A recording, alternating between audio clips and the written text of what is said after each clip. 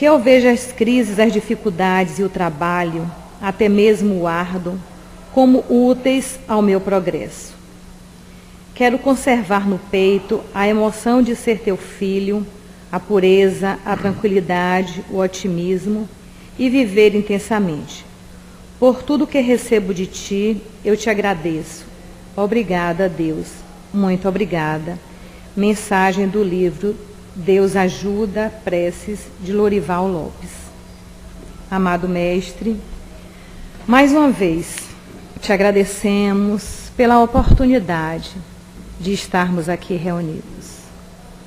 Abençoa, Mestre, a todos nós, encarnados e desencarnados, todos os nossos familiares, amigos e aquelas pessoas que de alguma forma não nos fazem bem. Protege essa casa que nos acolhe com tanto carinho. E de uma maneira especial, Pai amado, nesse dia de hoje, ao nosso companheiro James, que será o responsável da palavra da manhã, em substituição ao nosso querido Clemildo Barbosa, que se encontra impossibilitado de estar aqui, como também a Terezinha, que nesse momento eles possam receber o nosso abraço de carinho e de muita paz. E que Deus nos abençoe e nos proteja, que tenhamos uma manhã de muito aprendizado.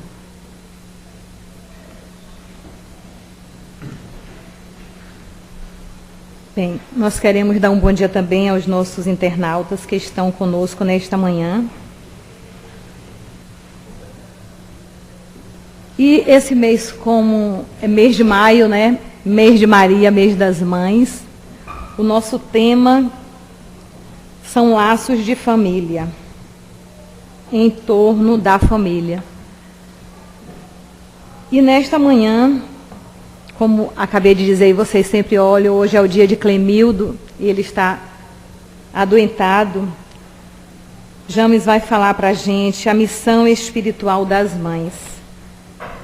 E ele antes vai fazer um convite a todos nós, e antes que ele faça o convite dele, nós temos, eu não sei se vocês observaram, quando subiram as escadas, alguns trabalhos manuais, não é?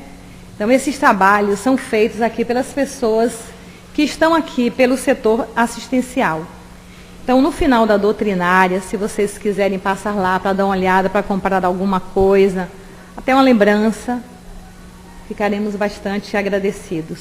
Até em olhar e verificar como é a coisa, até para informar as outras pessoas, né, que às vezes a gente quer alguma coisa e a gente não sabe. Então, no final da doutrinária, o pessoal vai estar lá. Tá bom? Para James, as nossas melhores vibrações.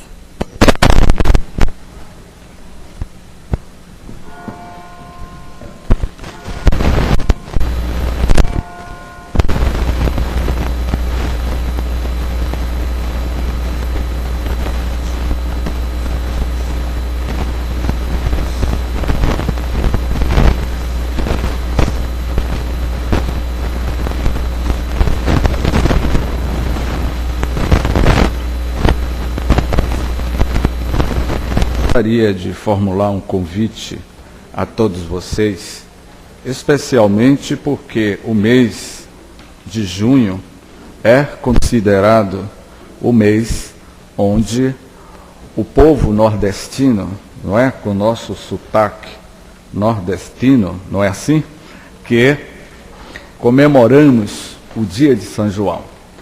E a Federação Espírita do Estado da Bahia, tanto esta sede da Casa de Pititinga, que já funciona aqui há exatamente 91 anos, vai completar este ano, em dezembro, 25 de dezembro, 91 anos, e mais a sede da Federação Espírita do Estado da Bahia, lá no Shopping Iguatemir. E a Federação não poderia, como ela é uma instituição sem fins lucrativos, necessitamos de levantarmos recursos financeiros para manter toda esta obra.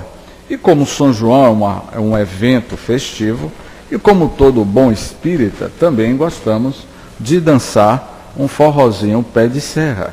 Então, o meu marketing aqui, antes da palestra, é que todos vocês estão convidados a participarem do forró da amizade, não é? Que acontecerá no dia 3 de junho, às 17 horas. 3 de junho, das 17 às 22 horas, às 24 horas, não é? No Clube 2004, no Jardim Armação. Criança até 12 anos não paga. Que legal, não é? Então, quem tem criança até 12 anos não paga para dançar o forró da amizade, para dançar, não é? O forró dessa confraternização, onde vocês vão participar e vai ter o prazer de conhecer muitos companheiros nossos do movimento espírita da capital, toda a direção da Federação Espírita também estará lá. E eu deixei, por último, não é? Que é o investimento, é um valor irrisório, não é verdade? Não é muito caro, para que no dia 3 de junho, me parece que é um sábado, não é isso? Um sábado, onde o investimento é um valor espetacular. São apenas 2 notas de R$5, não é? R$10, para que vocês possam dançar um forrozinho, um pé de serra. Porque, como todo bom espírita, não é? Ele tem a sua atividade, a sua vida social. E devemos, de fato, desenvolvermos também as nossas atividades sociais, não é? Não basta vivermos presos dentro de 4 paredes. É necessário nos socializarmos. E falando de socialização, lembraremos que a proposta da nossa fala a todos vocês na manhã de hoje e aos nossos caros internautas é que o mês de maio se comemora o Dia das Mães. E para que a gente possa entender com mais profundidade a importância, eu vou pedir a todos os momentos respeito aos caros cidadãos, aos caros espíritos que reencarnaram temporariamente no corpo masculino, como eu, aos caros internautas, aos homens, de uma forma geral, que eu vou me referir muito mais a essas belíssimas mulheres que aqui se encontram neste auditório, porque vamos falar especialmente da missão notável, da importância da mulher no contexto da história universal, o papel que a mulher teve e está tendo para a evolução da história da humanidade, não é? E para lembrarmos desta grande missão, que é a missão de ser mãe, vamos tentar recordar que no Velho Testamento, lá nos primórdios do Velho Testamento, logo nos primeiros capítulos da Bíblia, há uma narrativa muito interessante e que até hoje eu tento querer entender como alguns companheiros ainda têm esta visão um tanto distorcida, quando diz assim no Velho Testamento, que os primeiros habitantes da face da terra, os primeiros seres humanos que viveram na face da terra foi Adão e Eva. Eles foram, segundo a Bíblia, segundo o Velho Testamento, que Adão e Eva foram os primeiros habitantes da terra. E o mais interessante de tudo, que o homem, nós, não é? Do sexo masculino, viemos da costela de quem? De Adão. que Eva veio da costela de Adão. Não foi isso? Que coisa fantástica, não é? E nós, enquanto homens, nos sentimos super poderosos em imaginar que a mulher veio da costela de Adão. Imagine vocês que esta era a visão um tanto fechada dos povos primitivos com relação à vida, à missão da mulher. A mulher, desde os primórdios da história da humanidade, ela sempre foi colocada em segundo plano. Sempre em segundo plano. Mas algo iria mudar sobre o destino da face da terra. E esta mudança já estava sendo cantada, já estava sendo profetizada pelos antigos profetas, muito antes de Jesus vir à terra. No dizer do nosso querido Djalma Argolo, onde ele escreveu um livro muito notável, que o título do livro é altamente convidativo, é Quando o Amor Veio à Terra. Ele fala de Jesus, este livro. E Jesus teria que vir à Terra para mostrar à criatura humana que a nossa proposta na Terra é uma proposta de transformação do ser, que não existe para Deus, todos nós somos iguais. Não existe a distinção do sexo masculino e do sexo feminino.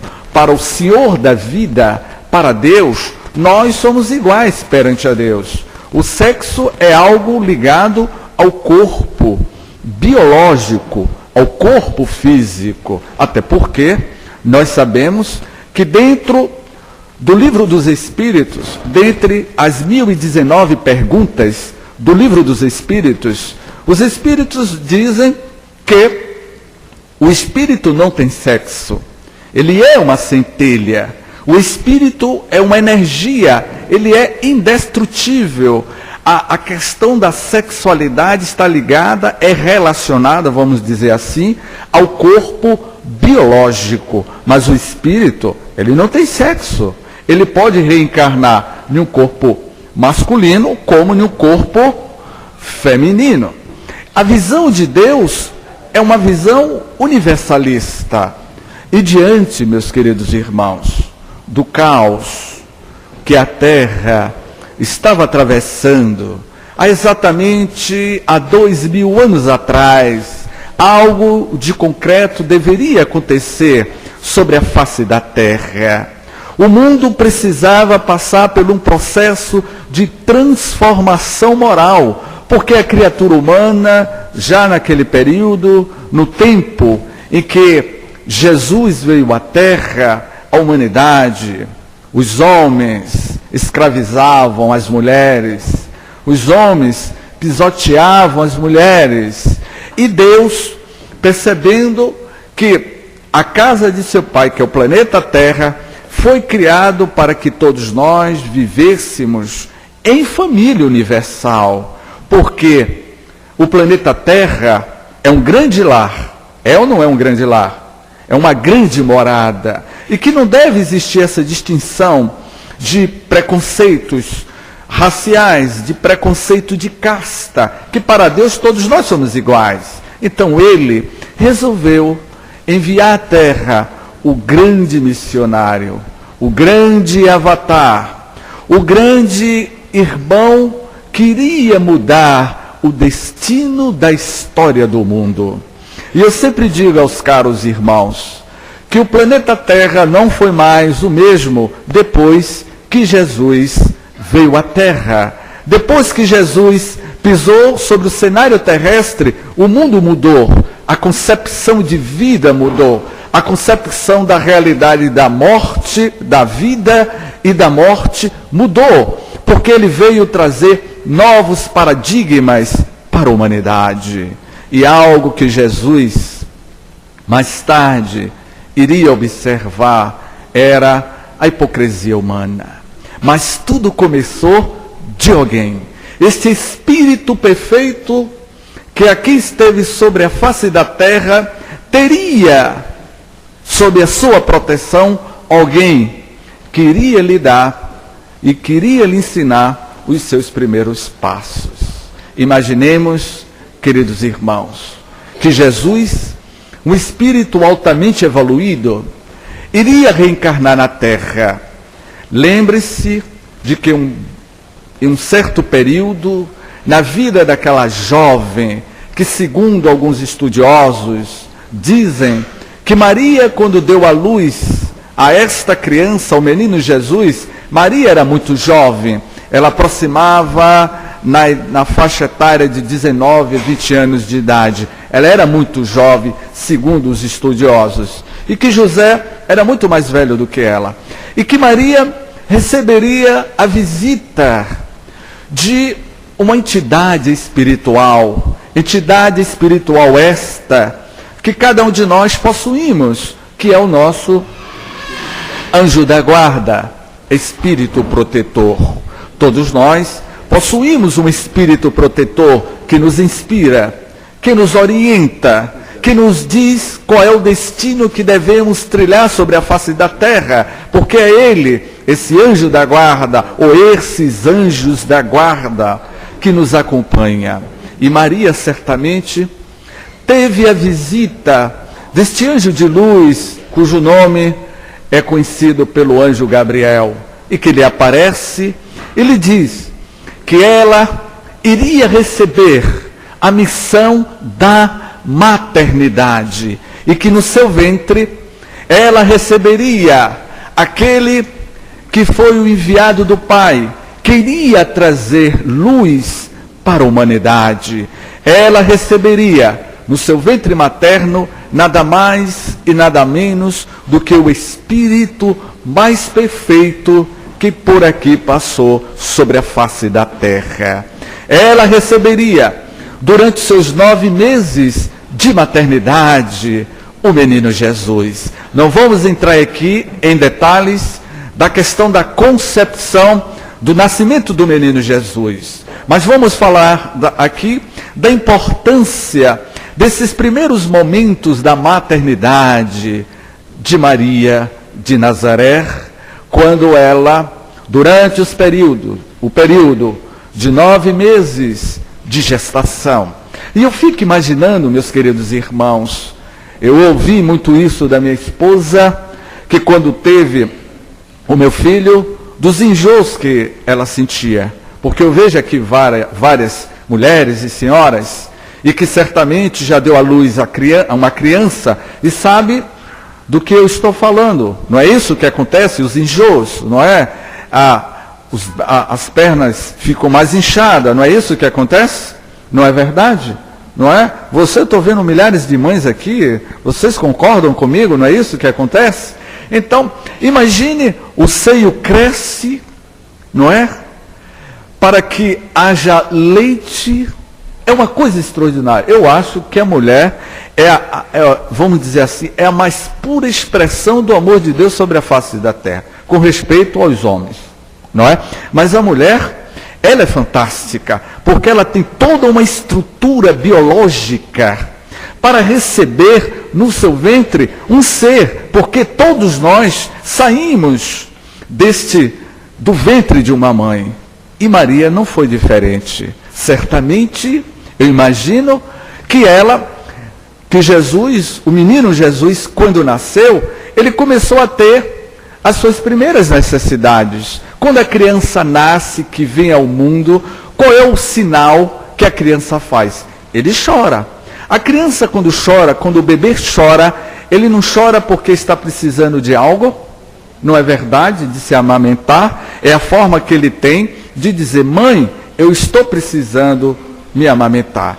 E eu acredito, isso são deduções nossas, que Jesus, ele teve um momento onde Maria amamentou ele.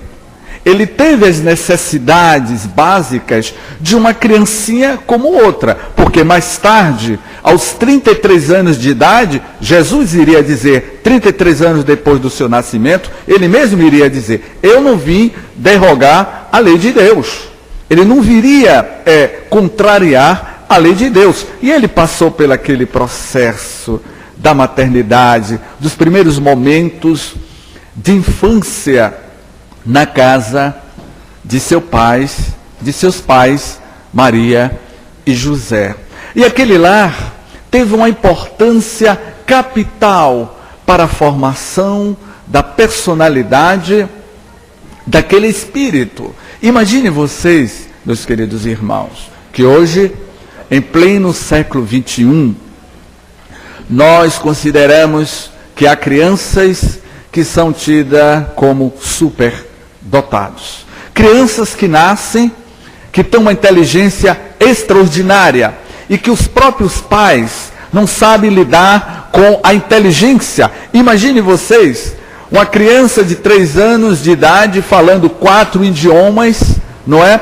Falando francês, inglês, espanhol e o arameu.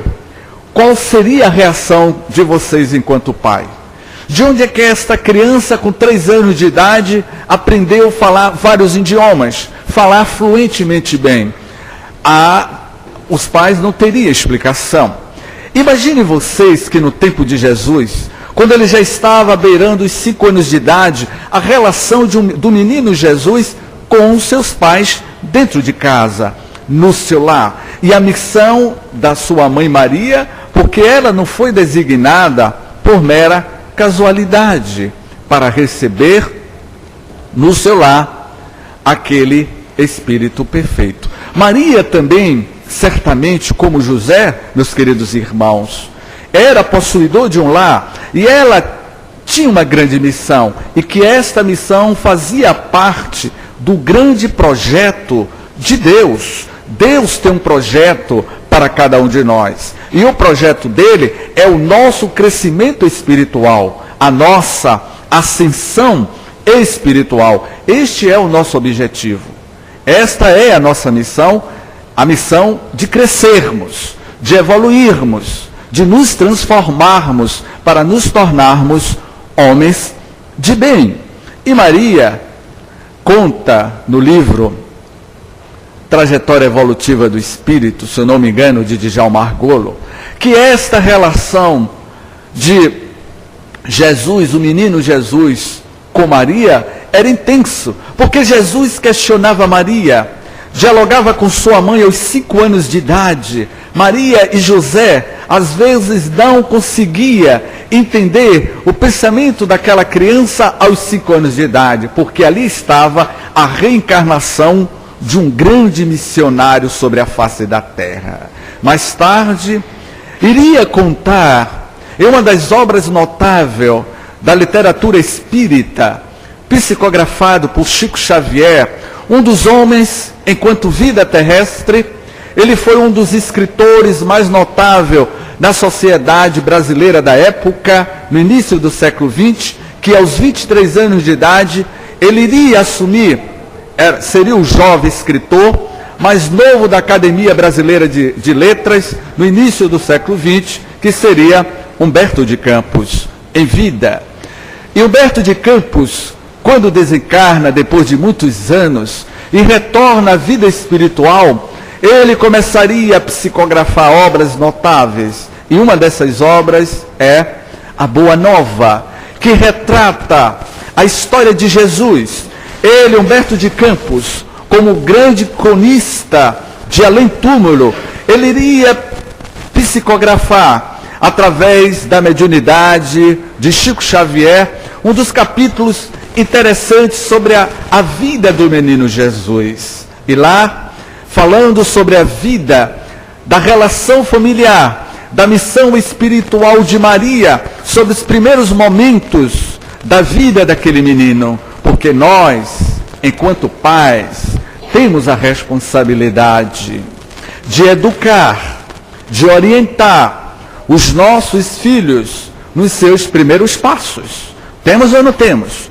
Não é sobre os pais que está a grande responsabilidade de educar os nossos filhos, de encaminhá-los nos seus primeiros momentos de vida, de anos de vida? Então Maria e José tinham esta função enquanto mãe, enquanto pai. Mas ali já havia um espírito altamente consciente, emancipado diante da visão da vida. E Maria, em determinados momentos, era pego de surpresa.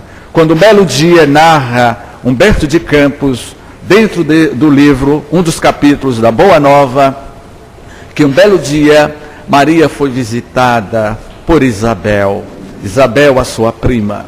E lá, em um diálogo memorável, que iria entrar para a história do mundo, que aquelas duas crianças, Jesus, o menino Jesus, o jovem Jesus, e aquele outro jovem, muito novo ainda, João Batista. João Batista e Jesus, ainda criança, dialogava a uma certa distância de suas mães. E Maria, Isabel, perguntava uma à outra, o que é que as nossas crianças estão conversando? Dizia Humberto de Campos, que aquele diálogo entre aquelas duas crianças, entre Jesus e João, era como se eles dois já estivessem arquitetando, projetando o que eles dois iriam fazer sobre a sociedade da época, o que ele iria trazer para a humanidade através da sua mensagem. E aí Humberto de Campos conclui que ali foi os primeiros momentos onde estavam sendo arquitetados, estava sendo projetado sobre a face da terra a implantação da Boa Nova sobre o celeiro da humanidade, sobre o planeta Terra. O tempo passou e o menino Jesus iria dizer a Isabel que João iria partir primeiro, porque ele teria missão de, nos primeiros momentos daquela era, do momento em que Jesus veio à Terra, daquele momento que Jesus já se fazia presente sobre a face da terra, que ele iria preparar o terreno para que mais tarde Jesus começasse a abrir as primeiras fronteiras sobre os nossos corações endurecidos. Mas quem estava por detrás disso? A mãe, a grande missão espiritual de Maria. E ontem à noite, fazendo uma pausa, ontem à noite, eu parei e escrevi a palavra mãe. A mãe tem quantas letras? Vamos lá, eu quero participação. Clemildo me disse ontem que vocês participam bastante, viu? Ó. E ele disse, ó, James, eles participam bastante. Mãe, tem quantas letras? 3. Vamos lá. A primeira letra é M, a segunda letra e a terceira letra é. Sabe que eu descobri ontem? Deus sabe, e agora eu vou falar para as mulheres, viu?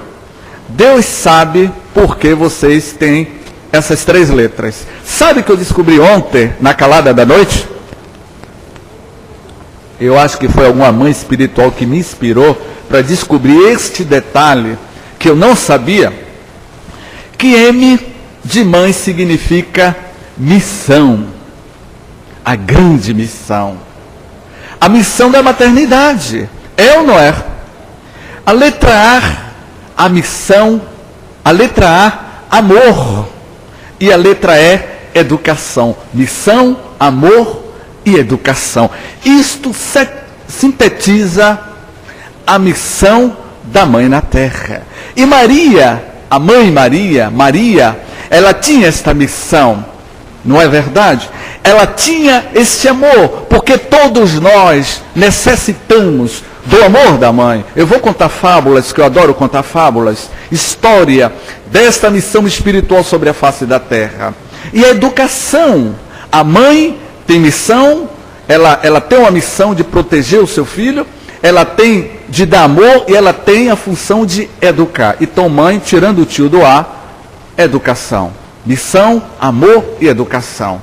Aprenderam esta? Que maravilha! Então, a responsabilidade é de todos vocês. E o pai, P-A-I. Eu ainda não consegui decifrar o P, o A e o I. Agora, pai, vamos tentar agora trabalhar a palavra pai. O que significa o P? Vamos lá, gente. P de quê? Proteção. Meu anjo da guarda só podia ser uma mãe, não é? Está me inspirando aqui. A minha anja da guarda aqui, não é? Só pode ser uma mãe. Disse assim, o P do pai é proteção. E o A é o quê, minha irmã? Amor. E o I? Eu vi aí. Inspiração? Vamos lá. Inspiração. A minha mãe espiritual aqui disse que pode ser inspiração. Percebeu a profundidade dessas mãe e pai? Especialmente a mãe. E Maria tinha tudo isso. Ela dava amor. Mas a vida de Jesus foi cercada por mulheres notáveis. E que essas mulheres mudaram de vida, como Maria de Magdala. Como aquela mulher, eu não sei se eu já contei a história dela, desta mãe, que teve uma grande missão espiritual no tempo de Jesus, e teria futuramente, no transcorrer dos 2000 anos, ela se tornaria uma grande mãe espiritual para todos nós. Esta mulher, vivendo no tempo de Jesus, em uma das suas pregações, receberia na casa de Pedro aquela mulher que era casada com o intendente do governo de César. Eu estou falando de Joana de Cusa, aquela mulher notável que vivia os conflitos íntimos, conflitos interiores que as mulheres do século XXI vivem. Naquela época não existia um divã, não existia psicólogos para atender a depressão, os conflitos emocionais que Joana de Cusa estava vivendo naquela época. Porque ela estava vivendo conflito. Qual era o conflito de Joana de Cusa? O seu marido era poderoso, era um homem do governo de César, e como tal, não permitia que Joana de Cusa participasse das preleções, das oratórias do Rabi da Galileia. Ele não permitia, e ela vivia neste conflito íntimo, até que um belo dia, meus queridos irmãos, ela foi se confidenciar com Jesus. Ela procurou o mestre Galileu, e acredito que Jesus foi e é o maior psicólogo da história do mundo, porque ele entendia a problemática humana. Porque quando Jesus falava, ele falava para a alma, ele falava de alma para alma. Por isso que ele conseguia atingir a parte mais íntima do ser, porque ele falava para a alma do ser. Ele não falava na superficialidade, ele falava com amor. E naquele exato momento, aquela mãe angustiada procurou o Rabi da Galileia.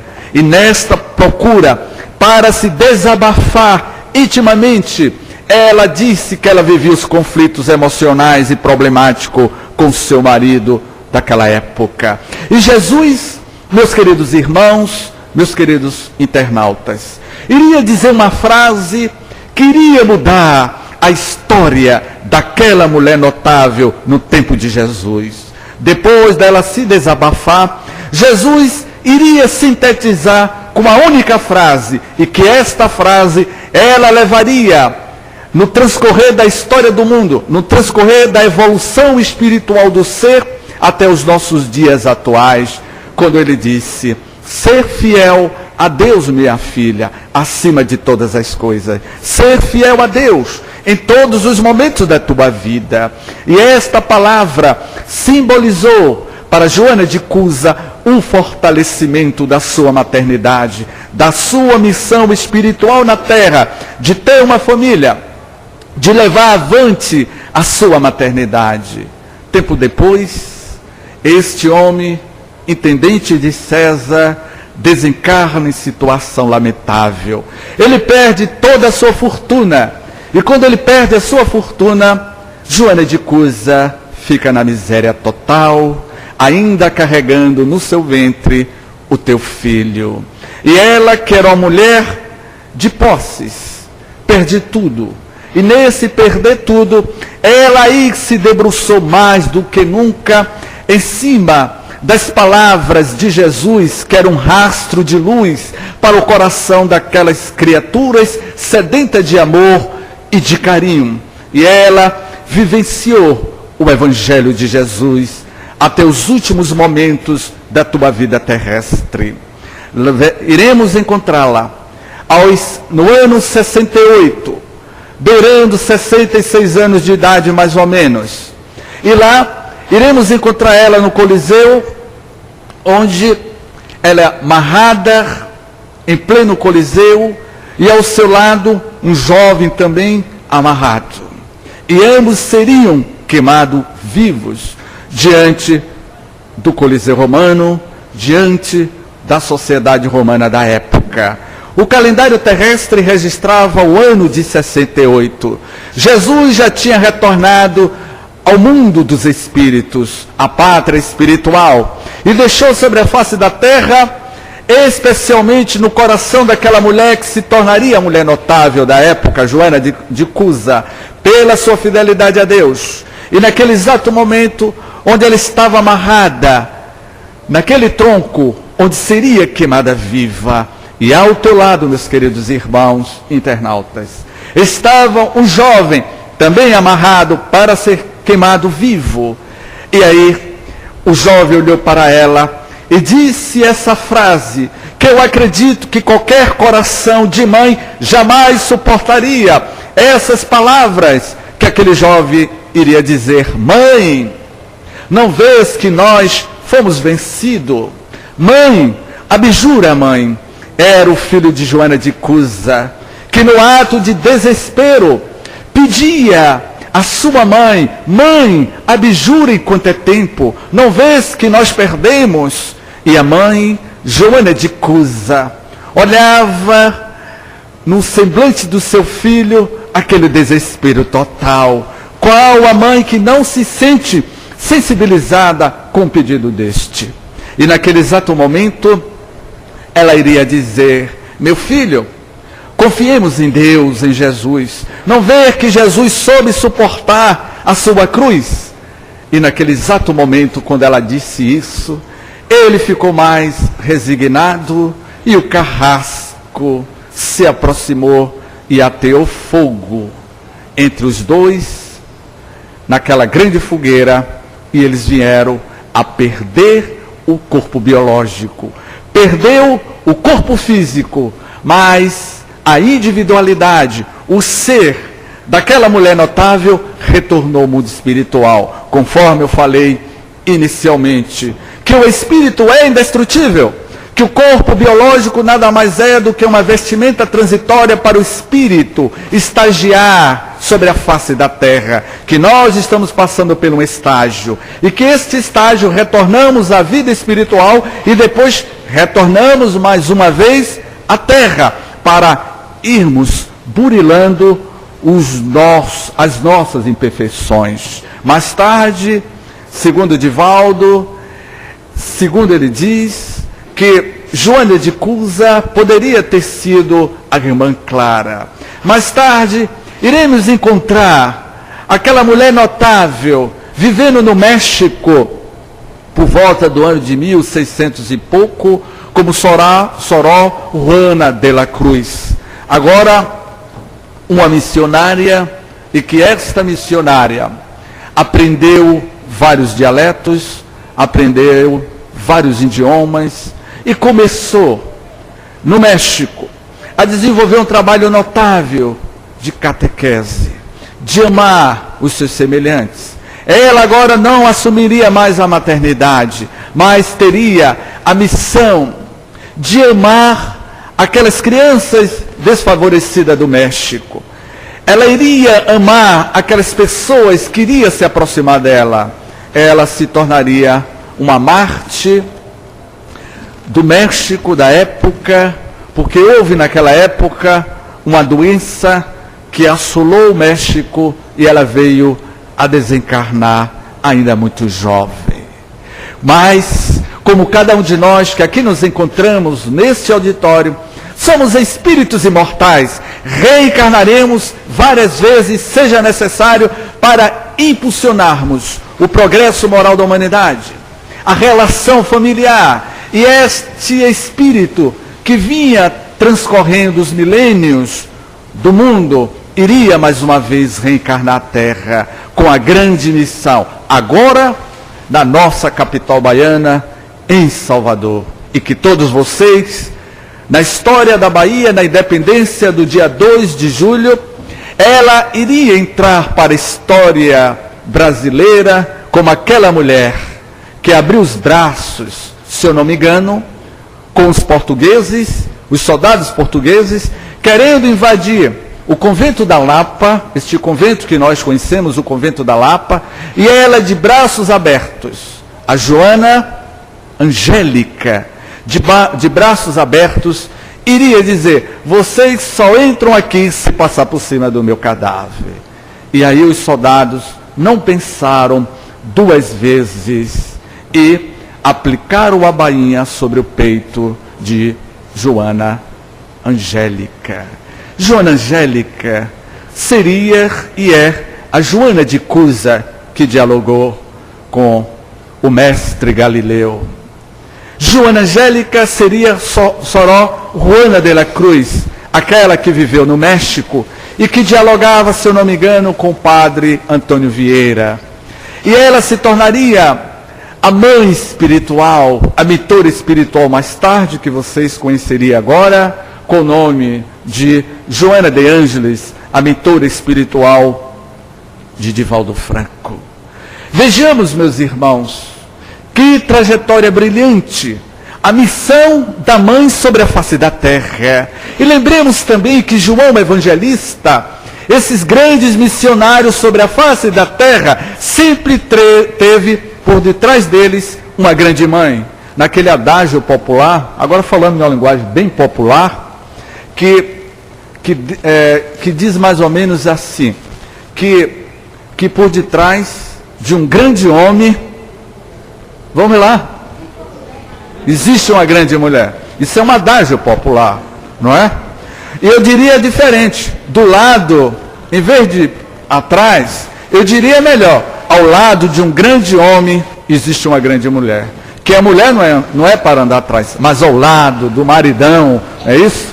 De braços dados. Porque aquela jura que nós fazemos na Igreja Católica Apostólica Romana, e eu passei por essa experiência porque a minha esposa era católica, e como católica, ela queria casar na Igreja Católica. Eu tive que tomar o curso, não é, para o casamento. Eu tive que seguir os preceitos da igreja. E naquele exato momento que o padre pergunta aquela palavra célebre, na saúde e na doença. E quando vê os primeiros testes, que a mulher está passando pelas primeiras provações, os maridões largam as mulheres em situações difíceis. Não é verdade? Mas retornando a João Evangelista. João Evangelista foi um grande apóstolo e também teve uma mãe. Ele desencarnou, bem velho. E mais tarde, por volta do ano de 1300 e pouco, na Úmbria, na Itália, na cidade de Assis, porque a igreja já estava constituída, o mundo vivia outras transformações. Aí entraria a missão mais uma vez, a missão espiritual de uma mãe, queria receber sobre seu ventre materno o Espírito, queria revolucionar a igreja da época. E aquela mulher também, por incrível que pareça, Maria Piccadilly. E tinha como marido Pedro Bernardone, um homem da sociedade italiano, da sociedade da cidade de Assis, um homem de posses. Era um homem que possuía muita fortuna, um grande comerciante. E ela, Maria Piccadilly, tinha uma escrava, uma ama que lhe acompanhava. E Maria dialogava com a sua escrava, ele dizia: de uns tempos para cá, eu sempre estou tendo sonhos. Eu sonho com o vulto, aqueles antigos profetas. E aqueles antigos profetas parece que dialoga comigo, me pedindo algo, eu não sei o que é. Eu tenho uma premonição que eu irei receber no meu ventre um grande missionário que esteve na terra, um grande evangelista. Ela tinha esta premonição. Eu não sei se vocês, mamães e papais, sabem que antes da gente assumirmos a responsabilidade de um filho, os nossos mentores espirituais nos levam fora do corpo físico. No momento em que nós dormimos, o espírito se desprende e vamos mantermos contato com o mundo espiritual. E Maria Piccadilly e Pedro Bernardone, no momento que eles dormiram, os seus espíritos se desprenderam do corpo e foi manter contato com os espíritos no mundo espiritual. E um diálogo que esses espíritos tiveram com eles dois, fora do corpo físico, iria lhe dizer: vocês serão os pais deste grande profeta que a humanidade conheceu no tempo de Jesus. O nome dele se chama João Evangelista. E você terá a maternidade de receber mais uma vez sobre a face da terra aquele homem que escreveu as grandes profecias. E Maria Piccadilly e Pedro Bernardone, quando retornam do seu sono profundo, daquele sono que para eles foi uma realidade incontestável, da comunicabilidade do espírito no mundo espiritual. E mais tarde, Maria Piccadilly receberia no seu lar aquela criança que ela iria chamar de Francisco de Assis. E que também passou pelos primeiros processos de afabilidade, de doçura. E toda mãe, meus queridos irmãos, tem que ter aquela palavra que Jesus iria dizer nas suas bem-aventuranças: resignação. Vocês não têm resignação com os seus filhos? Paciência? Pelo olhar de vocês, vocês são muito pacientes com os seus filhos. Não são? Muito. Pelo olhar, eu vi uma senhora ali, que eu nem vou olhar para ela, que eu vi ela dizendo: tive muita paciência com meu filho. Que diga James, que está falando para vocês. Esse James não foi fácil quando eu era filho. E minha mãe hoje, aos 66 anos de idade, diz: James, você me deixou de cabelo branco. Por isso que você hoje é careca, porque você me deu muito trabalho.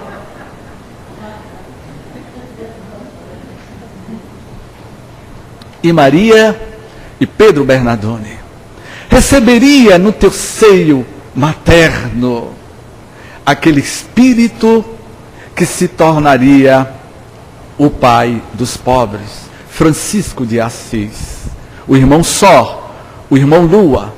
Aquele espírito notável queria dialogar com a natureza, queria sentir a sinfonia da vida dentro dele, porque ele era a pura expressão do amor de Deus, expressado através da natureza. E aí, meus queridos irmãos, começamos a perceber que essas almas notáveis tiveram sobre a sua égide uma família, e que quando nós não estamos na terra, a mãe, quando não está na terra, ela está no mundo espiritual. Que os nossos laços de consanguinidade, que os nossos laços espirituais, os laços consanguíneos, ele pode se desfazer, mas os laços espirituais, este eterno, e aquela mulher que foi mãe na terra, continuará sendo mãe no mundo espiritual.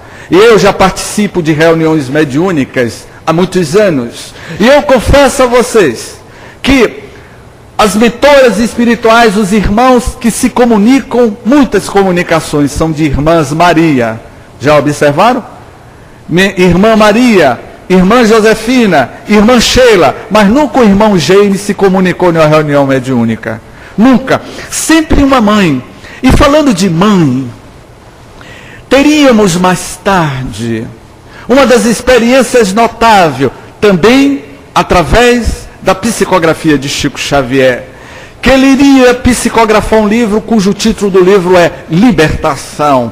E lá no livro Libertação tem um capítulo notável que fala da mãe espiritual no mundo dos espíritos, que é mãe, aquela que é mãe na terra, também será mãe no mundo espiritual. E narra André Luiz, através da psicografia de Chico, que nas regiões de sofrimento, as regiões umbralinas, as regiões aonde é povoado por espíritos ignorantes, espíritos esses que viveram na terra conosco e que retornaram à vida espiritual, levando os seus egoísmos, a sua prepotência, a sua arrogância, enfim, as mazelas da humanidade terrestre é transferida para essas regiões dos astrais inferiores. E narra André Luiz, neste capítulo, algo notável da missão de uma mãe. E André Luiz conta em equipe, ele, André Luiz, com a equipe espiritual, iria descer as regiões sombrias do mundo inferior para resgatar uma entidade espiritual. Entidade espiritual esta que tinha o nome de Gregório. Era um espírito que já vivia nas regiões inferiores há mais de 1000 anos na cronologia terrestre. Este Gregório era uma entidade das trevas, um espírito milenar, um espírito que tinha uma equipe, uma legião de entidades das trevas que tinha como objetivo atrapalhar o progresso moral da humanidade. O Gregório, este agente das trevas, ele tinha sob a sua égide uma pleide de espíritos trevosos, e que esses espíritos tinham a missão de prejudicar, de obsediar a humanidade, em todos os sentidos falando. E o Gregório vivia nesta situação no mundo inferior 1000 anos, mas algo teria que ser feito. A justiça de Deus é perfeita, como é perfeita também a justiça do Pai. E ele, Deus, leva a luz onde há as trevas, até que um belo dia, esta equipe que se desprendeu, se eu não me engano, da colônia Nosso Lar, um posto avançado no mundo espiritual, uma cidade no plano espiritual, iria para esta região de sofrimento. E o primeiro diálogo que André Luiz, se eu não me engano, Alexandre, uma equipe, teve com Gregório, de tentar dialogar com essa entidade das trevas, de mudar o seu comportamento, mas eles não conseguiram. De jeito maneira, André Luiz e a equipe tentou dialogar com Gregório, mas não conseguiu. Até que, se eu não me engano, Alexandre, porque eu li esse livro tem muitos anos, ele iria dizer: vamos designar alguém que irá mudar o coração endurecido desta alma há 1000 anos. 1000 anos na ignorância, na maldade. Só alguém é capaz de quebrar o gelo do coração de uma entidade espiritual endurecida. E esta entidade é Irmã Matilde. Vamos designar a Irmã Matilde. E André Luiz pergunta: quem é a Irmã Matilde? E Alexandre lhe diz: é a mãe de Gregório. E vamos ver como é que Gregório vai se comportar diante deste anjo de luz, que vem das regiões sublimes do mundo maior, e vai se desprender desta região para penetrar nas regiões sombrias do mundo inferior e levar um pouco de luz para o coração do teu filho, que já vive há 1000 anos arraigado à ignorância e à maldade. E quando aquela alma, de uma densidade de luz tão intensa, foi diminuindo a sua densidade de luz, a sua luminosidade, e foi tomando uma forma mais parecida com os espíritos da região, a forma masculina, a forma feminina. quando apareceu diante de Gregório. E Gregório, aquela entidade das trevas, quando percebeu a aproximação da pura maternidade da mãe, qual é o filho, mesmo aos 70 anos de idade, mesmo aos 80 anos de idade, nós, quando sentimos uma dor no dedão, a gente chama pela mãe. Qual de nós ainda é velho, não pedimos auxílio à mãe? Minha mãe, me ajude, me proteja, minha mãe. E nós, por mais velhos que sejamos, somos considerados ainda filhinho de nossas mães. E naquele exato momento, aquela alma generosa se aproximou de Gregório, iria lhe dizer: meu filho, o que é que você está fazendo? Gregório não suportou a emanação de luz, de amor, de ternura que se desprendia daquela alma, daquele espírito que era pura luz, a mãe Matilde. E ela iria dizer para teu filho: meu filho, já é hora de você sair desta situação, desta ignorância em que você se encontra. A tua alma endurecida precisa mudar. Este coração endurecido, de pedra, de rocha, precisa mudar. E eu, meu filho, para lhe receber, você 1000 anos praticando maldade, e eu, mais uma vez, meu filho, irei mergulhar sobre a face da terra em uma nova reencarnação para lhe receber mais uma vez na minha maternidade, no meu ventre, porque eu te amo, meu filho, e eu jamais suportarei ver você atravessar milênios nesta ignorância, praticando o mal, disseminando a discórdia sobre a face da terra. Eu retornarei à terra e lhe receberei no meu ventre, lhe transmitindo amor. Quando Matilde narra André Luiz em Libertação, que o diálogo entre as sombras e a luz, as sombras não suportou a densidade da luz que se desprendia daquela alma feminina no mundo espiritual. E André Luiz diz: só ela foi capaz de mudar o coração daquele homem, daquela alma, daquele espírito envergado à ignorância. Assim é, minhas queridas irmãs, a missão da mulher na terra. O dia das mães se aproxima.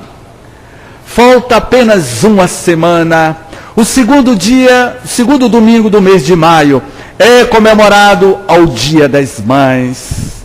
E muitos de nós não conhecemos a verdadeira finalidade do Dia das Mães. Seria outra mulher para concluir a nossa fala nesse segundo domingo do mês de maio.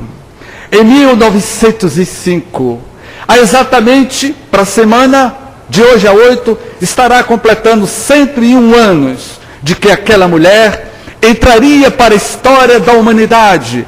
Inclusive, Getúlio Vargas iria participar desta mudança na sociedade brasileira de 1932. Foi quando aquela mulher foi visitada por um repórter.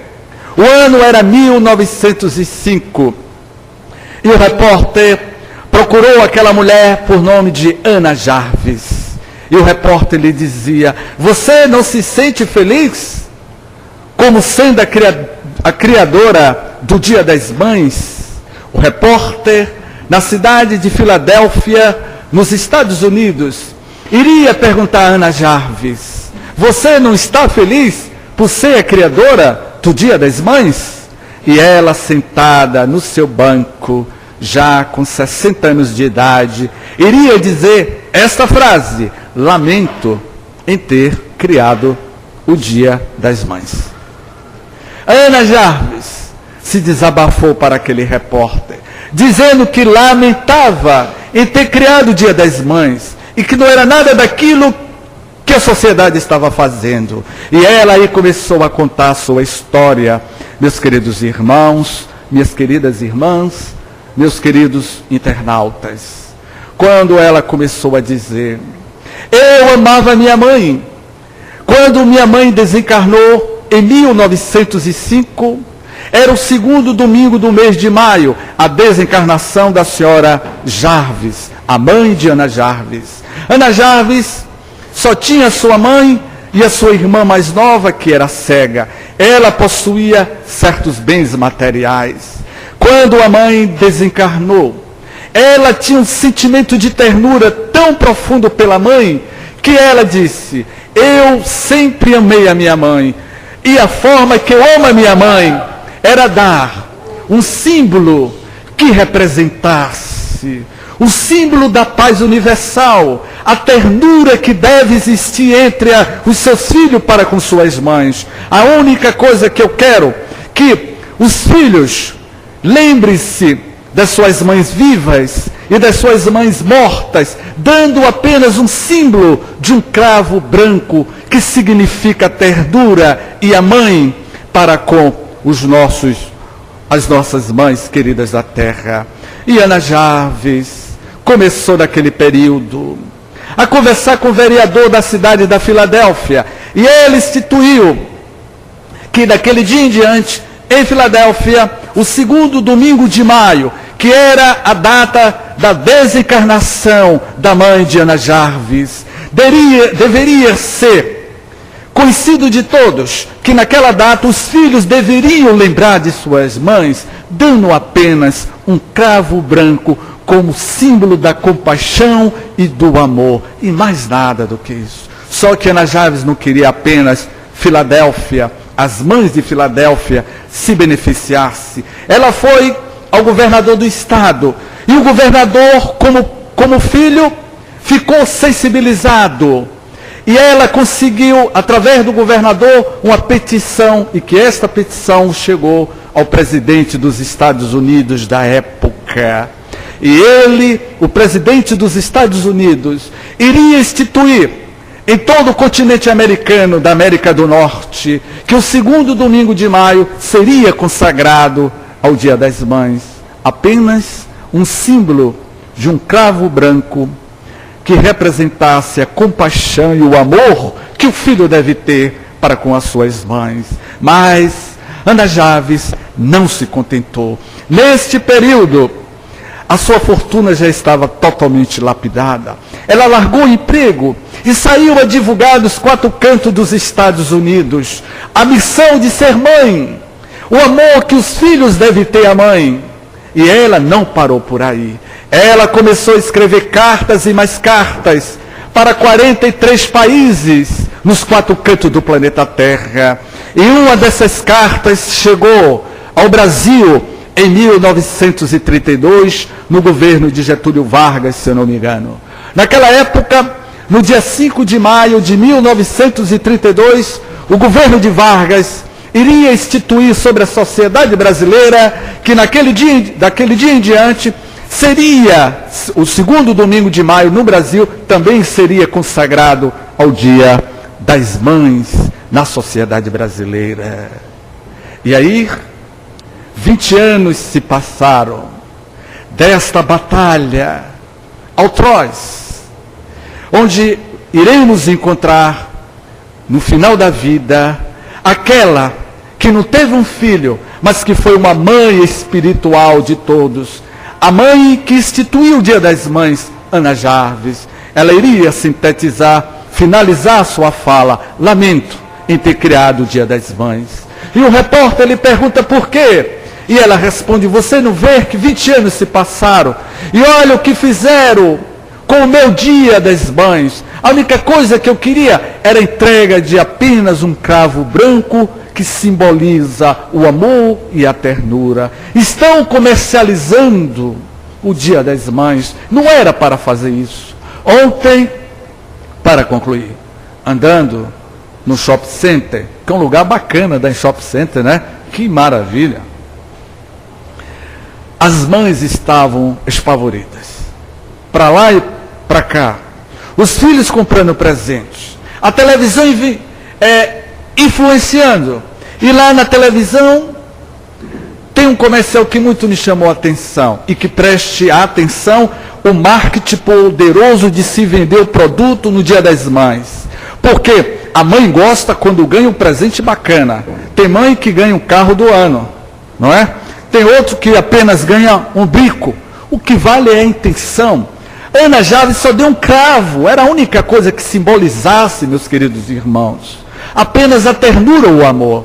E na televisão está passando um comercial muito interessante, do Dia das Mães, que o marido dá os presentes, os 2 filhos pequenos, dão um presente à mãe, aqueles presentes bonitos, e a mãe sai. Quando a mãe sai, os 2 garotos pequenos saem acompanhando a mãe, não é? E quando um cidadão olha para a mãe, um garoto desse tamanho, disfarçado, dá um murro num lugar que eu não vou falar onde foi, e o rapaz se atenta. Aí a gente pergunta, 1905, há 101 anos atrás, o cravo branco de Ana Jarvis tem a ver com os bens materiais? Comprar a ternura, o amor da mãe com bens materiais? Apenas um cartão. Uma palavra, o que a mãe quer, meus queridos irmãos. Falando como filho mais velho, o que a mãe quer não é valor material. O que a mãe quer de seu filho é ternura, é amor, é respeito, é carinho. Porque a maioria delas reclamam que quando o filho constitui família, muitos esquecem dela. O maior presente que poderemos dar nesta semana é o amor, é a ternura de filho para com as suas mães, porque ela é a grande missionária da face da terra. Sem ela, como poderíamos reencarnarmos e evoluirmos dentro da justiça de Deus? Deus sabe o que faz, e para nós evoluirmos na terra, é necessário passarmos, todos nós, pela maternidade da mãe, esta grande missionária que veio à terra para amar e também ser amada e respeitada acima de tudo. Amemo-nos uns aos outros como eu vos amei, dizia o Mestre Jesus. Amemos as nossas mães e os nossos pais como símbolo de Deus sobre a face da terra. Muita paz.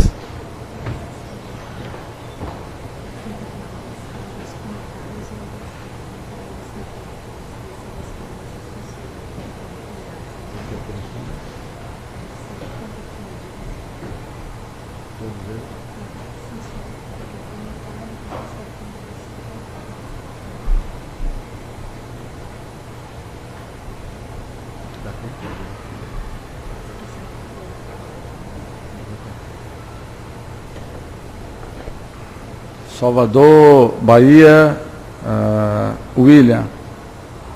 Obrigado, James, pela ótima explanação de hoje. Melhoras para o nosso amigo Clemildo. O corpo de Jesus sendo gerado por Maria era realmente feito de carne e osso, ou seja, a matéria, ou era materializando uma substância diferente, já que ele ascendeu aos céus com o corpo. Eu preferia não responder porque é muito complexa essa resposta, mas Jesus iria dizer mais adiante, eu não vim derrogar a lei. Então ele passou pelos mesmos processos de uma maternidade. Jesus, de fato, teve um corpo físico, não é? Ele teve um corpo físico. Cidades e países presentes hoje na internet. Baltimore, Montevidéu, não é? No Uruguai, Rio de Janeiro, São Paulo, Ribeirão Preto, Brasília, Vitória, Belo Horizonte, Curitiba, as cidades Paraná, Minas, Espírito Santo, Distrito Federal. E tem um aqui, está Montevidéu, Uruguai.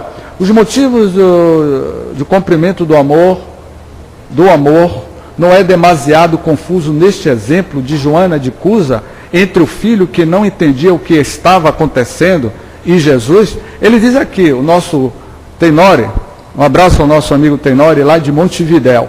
Ele diz aqui, os motivos de cumprimento do amor não é demasiado confuso neste exemplo de Joana de Cusa, entre o filho que não entendia o que estava acontecendo e Jesus? Claro que eu não entrei aqui em detalhes, mas naquele momento, Humberto de Campos, neste livro, Boa Nova, narra que o seu filho, se eu não me engano, eu já tive aqui uma certa fita, uns 3 anos atrás, e eu falei sobre Joana de Cusa e alguém perguntou quem era o filho Joana de Cusa, eu sabia de quem se tratava. Não há registro, eu pessoalmente eu não sei, se vocês souberem de quem se trata. Mas naquele momento eu imagino que James, um exemplo, como é seu nome? Ana é minha mãe, não é? Arranjei uma mãe espiritual aqui agora. Ana, estamos sendo colocados ali na Praça da Piedade, aqui em Salvador, na Praça da Piedade, que tem o nome Piedade, e que tem a Rua da Forca, e que era a Praça da Piedade porque os escravos eram colocados no pelourinho e apanhava. Aí vai Ana e James para o pelourinho, ali para a Praça da Piedade. E ela é como minha mãe. Naquele ato de desespero, eu, filho, você se desespera. Desespera ou não se desespera diante do ato da morte? E que a Joana de Cusa, não é? Ela tinha uma serenidade que o filho não tinha. E ele no ato de desespero, quando ele disse, abjura enquanto é tempo, porque ele ficou desesperado na iminência da morte, que ele iria morrer. É uma questão de instinto de conservação nossa. Quando nós estamos acuados diante de algo que está nos colocando em perigo, qual é a nossa reação? De sair. É um instinto de conservação. Um ato de desespero dele, do filho. E ela, quando ele disse abjura, pedia à mãe que renunciasse para eles dois se livrassem da morte. Mas ela tinha consciência espiritual. Ela sabia que acima dos valores terrestres, da maldade humana, havia o amor de Deus. Então não houve ao nosso querido internauta lá de Montevidéu, não houve uma confusão. O que há foi um diálogo de desespero do filho para com a mãe. Não é verdade? Então, agradeço mais uma vez aos nossos internautas, a todos vocês, que possamos agora fecharmos os olhos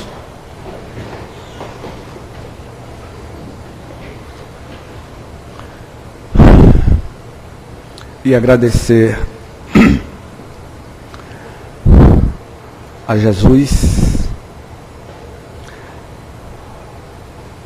a nossa mãe Maria Santíssima, mãe de Jesus, mãe das mães, tu que és o símbolo da mansidão, da ternura,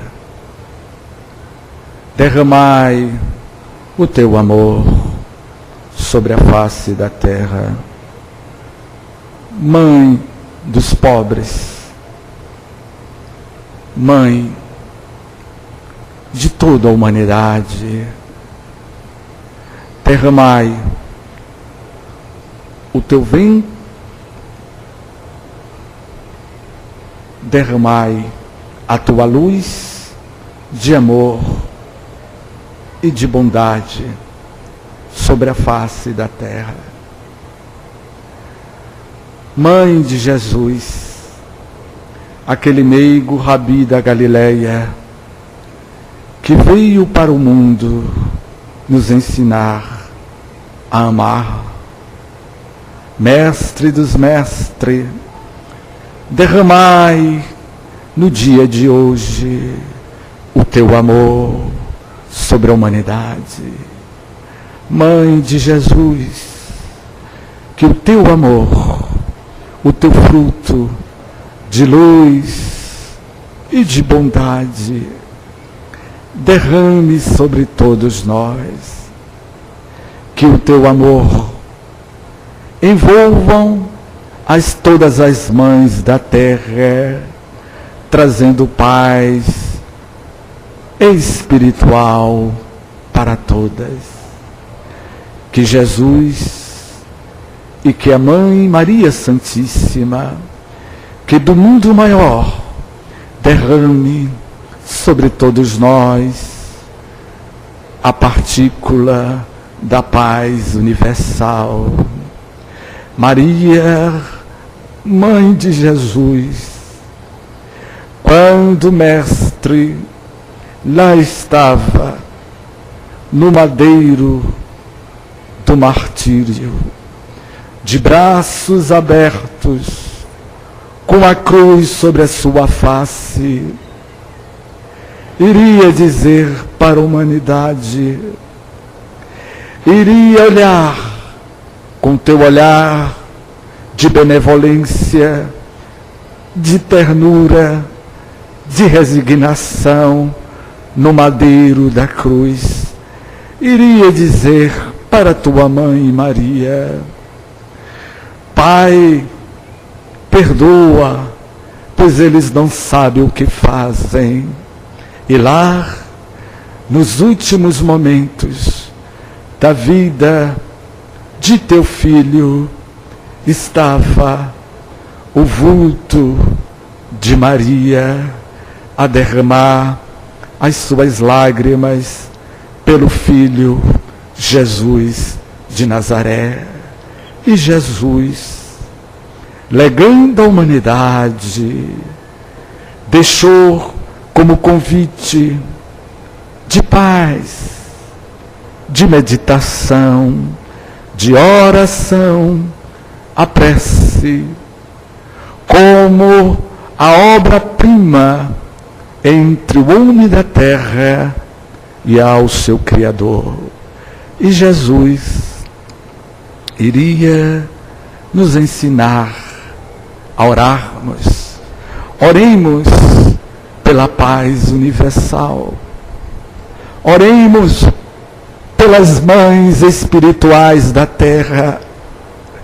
Oremos por cada mãe que se encontram neste auditório. Oremos por aquelas mães que estão sedentas de fome. Oremos por aquelas mães que se encontram nos leitos dos hospitais. Oremos por aquelas mães que se encontram nos cárceres da vida. Oremos por aquelas mães que se encontram nas sarjetas da vida. Pai, que estás nos céus, glorificado seja o teu santo nome. Venha a nós ao vosso reino. Seja feita a tua vontade,